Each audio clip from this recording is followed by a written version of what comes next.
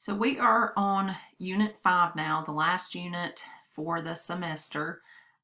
Before I get started, I just want to warn you that I am recording from home today, so I'm hoping that my dogs will act right and that you guys cannot hear some of the construction that's going on in my neighborhood. So hopefully, fingers crossed, this will go well. In this last unit, we are covering gram-positive rods, anaerobes, and the last lecture will be on sensitivity testing. And this first lecture for Unit 5 is going to be covering just the aerobic gram-positive rods. So most of these species are found in the environment. They're easily isolated from soil and water. Most of the time, if we recover a gram-positive rod, they're not going to be pathogenic. Most of the time, they're considered contaminants or commensals, but they are being isolated from clinical specimens with increasing frequency. So we do kind of have to take into consideration maybe the source of the specimen and the host's immune status. Some of these organisms, however, there are a few of them that can rarely cause significant disease. And here is the flow chart for the gram-positive rods.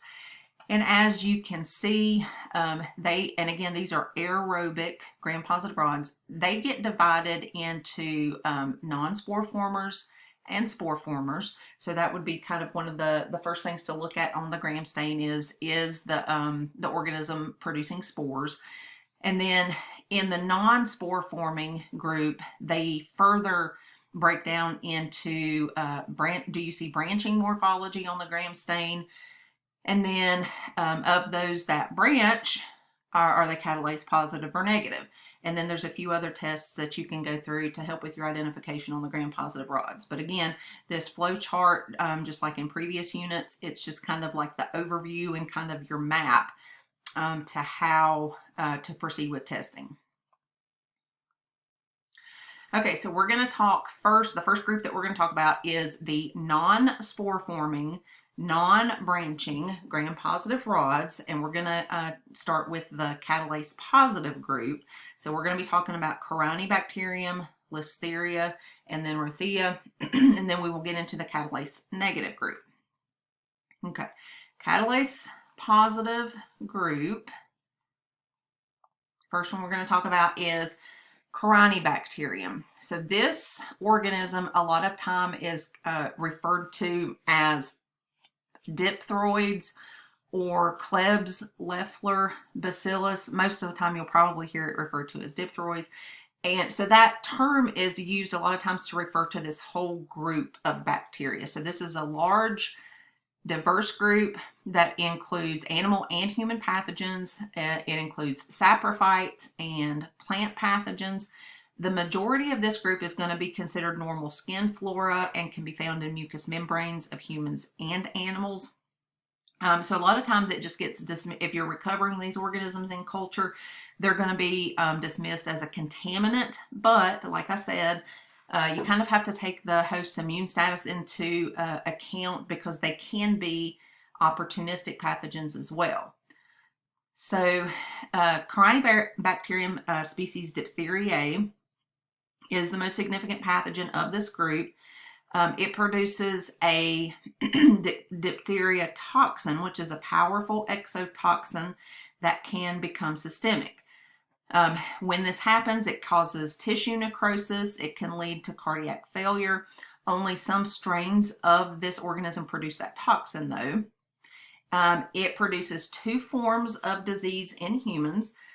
So patients can present with either respiratory or cutaneous diphtheria.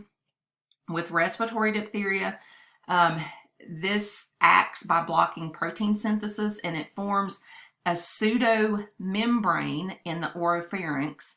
So it's kind of like a hardened mass or hardened membrane that can form in the patient's throat, and that's due to tissue necrosis.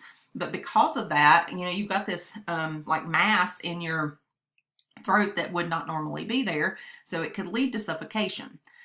Patients can also have, or it can also lead to cutaneous diphtheria. So this is more common in tropic regions, causes non-healing ulcers with a dirty gray membrane. The toxin can still become systemic, but the complications with this one are not as serious. This organism is treated with antitoxin and antibiotics. It's found worldwide, but it's not as common in the United States and Western Europe, and that's largely due to the vaccination that was introduced in the United States in the 1940s. So your lab identification for Corynebacterium diphtheriae, it's oxidase and catalase positive. It is non-modal, urease negative, glucose positive, maltose positive, and then sucrose negative and nitrate positive. On the gram stain, the morphology can appear as kind of what they call like Chinese letter shapes. So they can make the form of like a V or an L, the way they lay together. Sometimes you can see them in palisades, which means that they're present in parallel rows. Sometimes they can have what's referred to as clubbed ends, where they kind of look like a tennis racket or a spoon. They're highly pleomorphic. So that means that the organism can exist kind of in two or more distinct forms. They can form what are called Babs-Ernst bodies, which are metachromatic granules, where some dye has different effects depending on the elements being stained. So you can see those Babs-Ernst bodies when the organism is stained with methylene blue. And those bodies just represent the accumulation of nutrient reserves in the cell. So that can vary with the metabolic state of the individual cell. Okay, Leffler media. This is one of those organisms that has very complex growth requirements.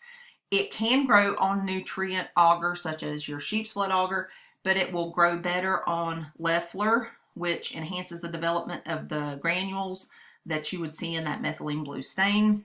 Also, CTBA or cysteine tellurite blood agar. The colonies on this media will be black or brownish, but you would have to differentiate them from other organisms that can produce black colonies as well. And Corynebacterium diphtheriae on this media will have a brown halo around the colony that is definitive for this species and a couple other species. So you would have to, you could use the urease test to differentiate. And then finally, the ELIC test is an immunodiffusion test, which is immunodiffusion tests use antigen and antibody reactions. So this test is for the actual diphtheria toxin, not the organism. It's only performed in some reference labs because it's a very complex test. An infection with Corynebacterium diphtheriae does not mean that the patient has diphtheria. So you would rely on this test to detect the toxin. And because of the difficulty and the complexity of this test, it's only performed in certain reference labs, so it's not a common test, but there are rapid tests now available for this one. Okay, here's your diphtheria, Corynebacterium diphtheriae on the gram stain, and you can see what they're referring to as those V or L shapes that it can form, and it's just when two of them kind of meet at an end. And here's an example of the clubbed ends that you can see. Here's just a visual of the ELIC test. Again, this is not one that's performed very much anymore, so you can read up a little bit more on this one if you want to, but we won't go into it much more than what we already have. Okay, the next organism is Rothia. So this is actually a gram-positive cocci that can appear rod-like. It's in the family Micrococcaceae, made up of 6 species, of which 2 are regarded as clinically significant. It's linked to endocarditis, bacteremia, pneumonia, and some other types of infections. Some of these species are going to be normal flora, so there is that possibility of an opportunistic infection.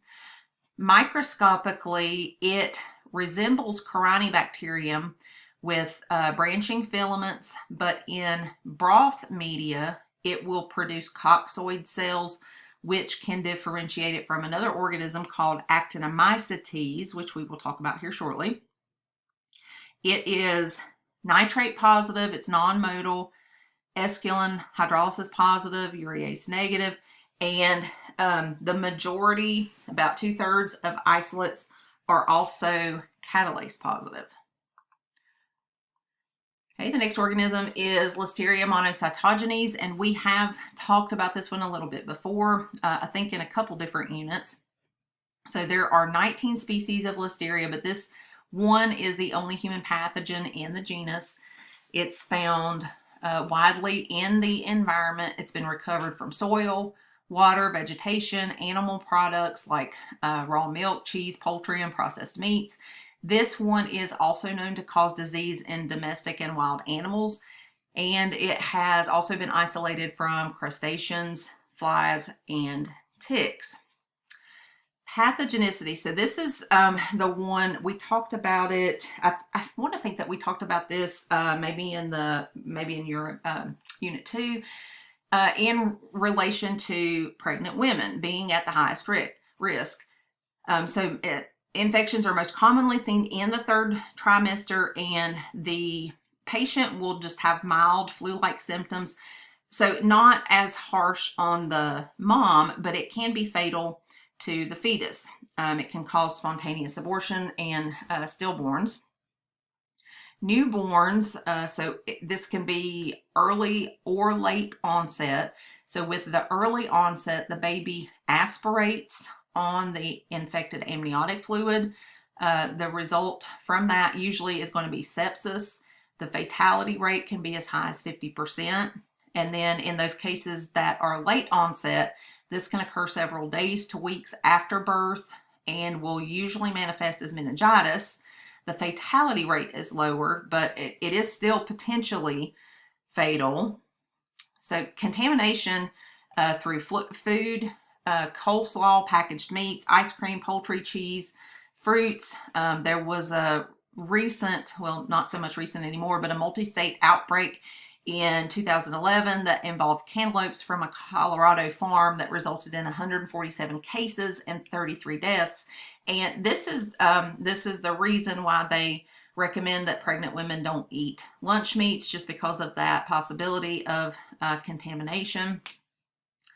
And then infections in immunocompromised patients, so especially in older patients or elderly patients, or in those receiving chemo treatment. The most common manifestations are endocarditis and infections of the central nervous system. The fatality rate is high in this patient population, and they're already immunocompromised, so this would not have a good outlook for them. It also produces several different types of virulence factors. There are non-beta hemolytic strains that can be isolated. Those non-beta hemolytic strains are not considered virulent, and they do not demonstrate intracellular spread of the organism. So you would not be as concerned with an isolate recovered that is not beta hemolytic. Okay, lab identification. They're going to be tiny gram-positive coccobacillus on the gram stain. They present with tumbling motility on the wet mount. And again, if you're doing a wet mount, that is just a drop of saline, pick up a colony or two from the plate and spread it in that drop of saline, and then you're putting a cover slip on top of that. So you're not allowing it to dry, you're not staining it, you're looking at it wet, but on that wet mount, you'll see the cells it looks like they're doing somersaults almost. So that's what they're calling tumbling motility. However, with like a solid motility media, you'll see an umbrella pattern, which I think I've got a picture of that in just a minute, when it's incubated at room temperature. but not at 35. So you'll see that umbrella at room temp, which is around 20. I think they say it's around 24 degrees, but not at body temperature. It's oxidase negative, catalase positive, camp positive, and on the camp test, it produces what they call a block camp instead of the arrowhead pattern. Bioescalin positive, 6.5% sodium chloride positive, hipurate hydrolysis positive, hydrogen sulfide negative. And hydrogen sulfide is the test that can differentiate it from other gram-positive rods. It can demonstrate beta hemolysis, but it will have a very narrow zone of beta hemolysis. And this one is, the colony morphology is so similar to group B strep, both organisms can be, cause issues for pregnant women. So you definitely want to identify and differentiate between the two. It will grow well on most common media types. So it will grow on your sheep's blood agar, your chocolate. In thio, it grows well in a wide temperature range. So it can grow all the way down to 0.5 degrees Celsius, all the way up to 45 degrees Celsius, but its optimal temperature is around 30 to 35, so just a little bit cooler than body temperature. And you can do what's called a cold enrichment test with this one to help with identification, and it's because it is able to grow at lower temperatures. You can do this cold enrichment to isolate it, where you incubate it at 4 degrees Celsius for isolation, but this is a very long process, so it's not very practical. There are the colonies of Listeria monocytogenes on your blood agar plate, and if you remember from Unit 2, that looks almost identical to Group B strep, so you would definitely have to differentiate. Here is what they're calling the umbrella motility in the motility media. So you can see where you can see the stab line there where they inoculated the media, and then once they've incubated it, you can see how it kind of grew out into a umbrella shape.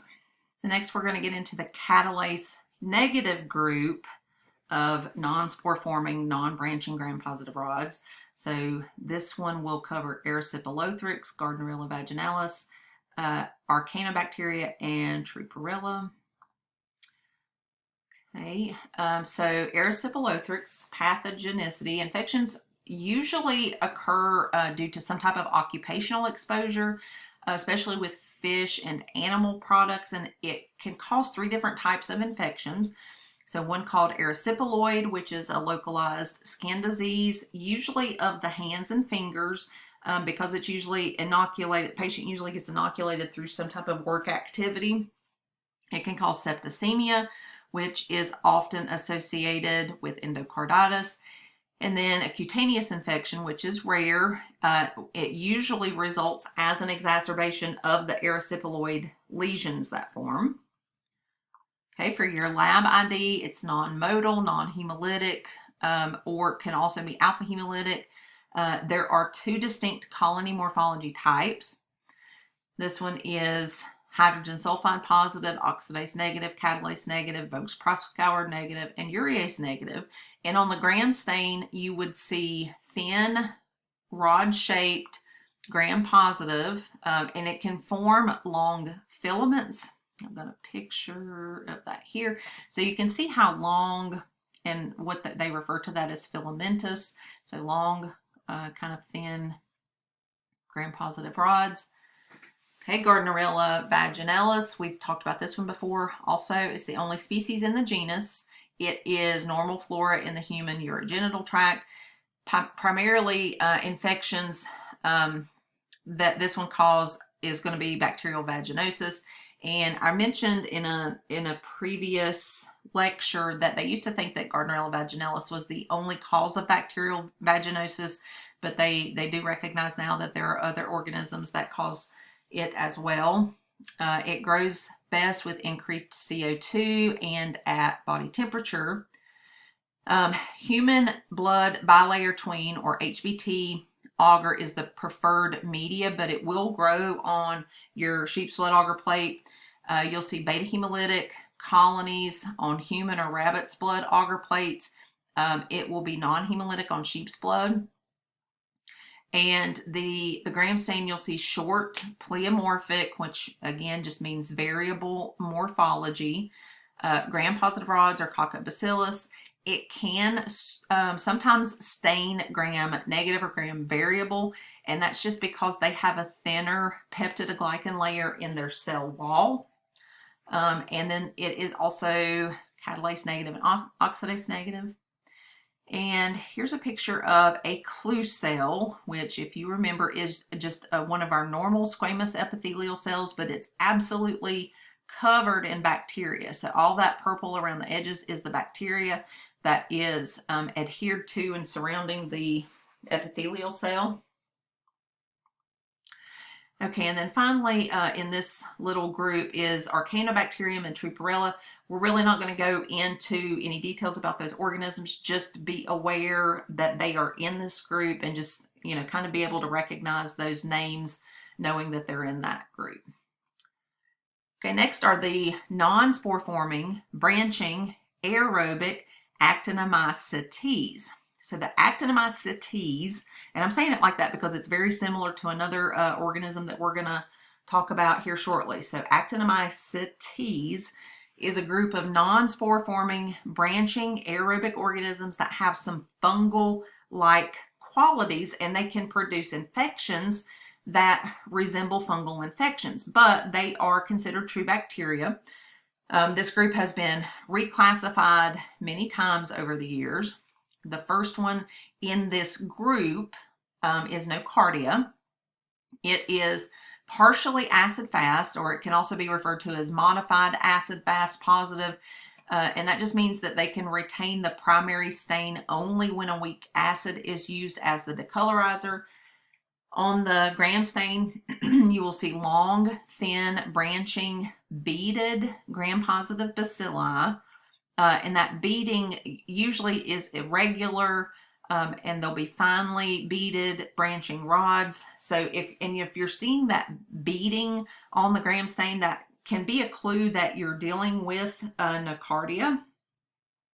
It grows well on most common non-selective media at temperatures between 22 and 37, so from room temperature up to body temperature. But it grows a little bit slower, so it can take about a week or longer before growth is seen. The colony morphology is referred to as chalky or matte or velvety or powdery, sometimes referred to as breadcrumbs. I've got a picture of one here in just a minute.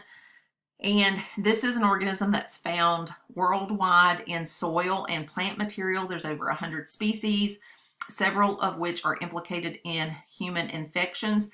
And infections mostly are going to be seen in immunocompromised patients, but there have been reports of illness in healthy patients. So those reports are increasing, and this one has a high mortality rate. Around 40% of diagnoses are made at autopsy, and patients who survive infections with this organism usually are going to have significant tissue damage. It causes two different types of infections, so you'll have a pulmonary and a cutaneous, where the pulmonary is acquired via inhalation of the organism that might be present in dust or soil. The disease can progress very rapidly. Tissue necrosis in the lungs develops, and then from there it disseminates to other organs. The cutaneous form is usually seen in hands and feet. After outdoor activity, the patient will have localized abscesses that are destructive to tissues and to bone. Those lesions that form are called actinomycotic mycotomas. Here's a picture of some of that kind of funky looking colony morphology. They're pretty, but they're kind of weird looking.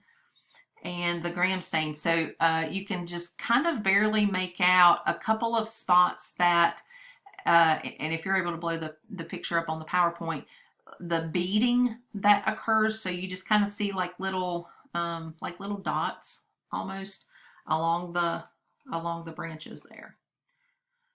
Okay, streptomyces. So this is primarily a saprophyte, which saprophytes are organisms that live on dead organic matter. So they're going to be found as soil inhabitants. They're associated with actinomycotic mycetomas.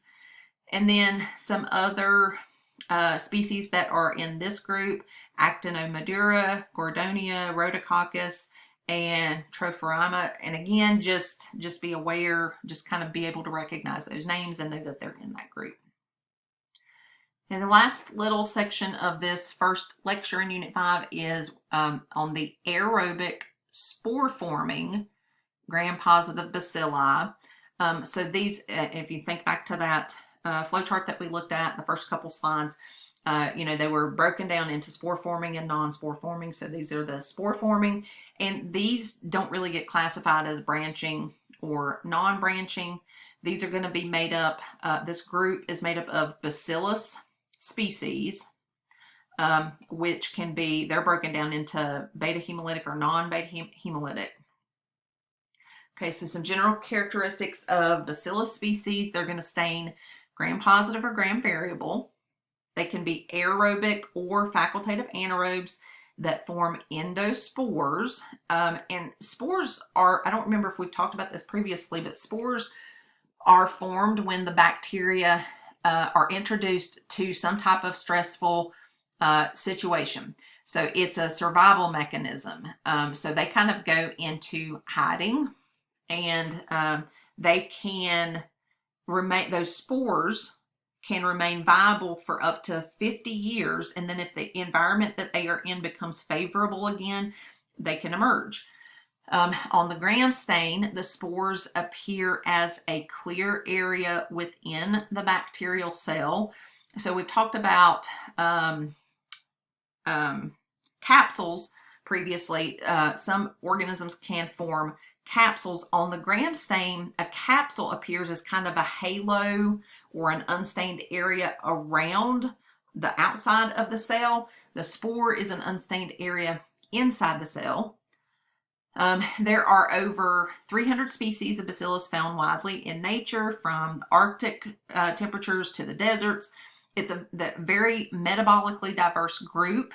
They can grow in a very wide range of temperature conditions, some even all the way up to 55 degrees Celsius. And I don't know what the conversion on that is, but that's really hot.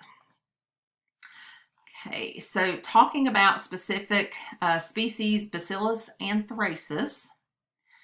Pathogenicity, this is the causative agent of anthrax. So it is a bioterror agent. And this is a disease of cattle that can occur when they're not vaccinated. But it's not transmitted cow to cow, but when the cow eats plants that are contaminated with these spores. Most human cases are the result of some type of accidental or occupational exposure. And there are 4 forms of anthrax. So the cutaneous version is what makes up the majority of the cases. So it's about 99% of cases, where the organism gains access through a break in the skin. It causes a localized infection. The lesion forms a black necrotic center called an eschar. The second form is pulmonary or inhalation. This is also sometimes referred to as wool sorter's disease. It's acquired through inhalation of the spores, and the patient might start out presenting with just mild flu-like symptoms that last a few days, but it leads to more serious disease that can result in respiratory distress or death. There's a gastrointestinal form, which occurs when the spores are inoculated into a lesion on the intestinal mucosa after ingestion of the spores. This is usually through contaminated raw meat, and it's usually fatal, but it's very rare. So fewer than 1% of all cases have ever been reported in the United States. And then there's also an injectional form, which results in a soft tissue infection without that eschar formation. This form of the disease is largely associated with IV drug use, and there is a high mortality rate with this one. Okay, lab identification, large gram-positive bacillus. that have square ends. They can be single, or you can see them in long chains. So when they're in chains, they can take on what they refer to as a bamboo appearance. The virulent strains are encapsulated, and the capsules can be viewed with India ink stain. They have an oval spore that is either centrally located or subterminal.